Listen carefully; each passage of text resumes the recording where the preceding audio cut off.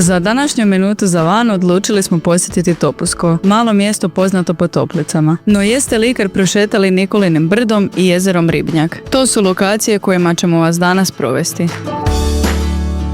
Našu šetnju započeli smo Nikolinim brdom. Riječ je o šumovitom brežuljku u samom središtu mjesta, visokom oko 184 metra nadmorske visine, koje je ime dobio po srednjovjekovnoj crkvi Svetog Nikole. Na samom vrhu nalazi se vila Zelengaj, a odmah pokraj nje je vidikovac sa kojeg se pruža pogled na Topusko.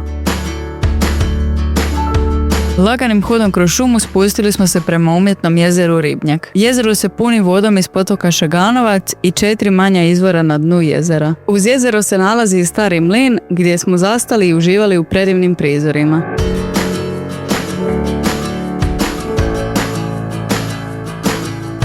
Nakon šetnje jezerom krenuli smo prema Benkovom vrelu, jednom od poznatijih izvora pitke vode u ovom kraju. Potom smo posjetili zid pobjede u Gornjem Viduševcu. Spomenik simbolizira pobjedu Hrvatske vojske i sjećanje na Domovinski rat, a sastoji se od 5 blokova koji predstavljaju 5 ratnih godina od 1991. do 1995.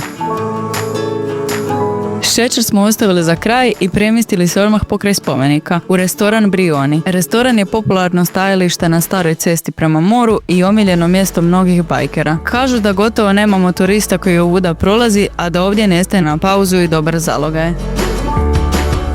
Znate gdje za vikend, a mi se vidimo u sljedećoj minuti za van.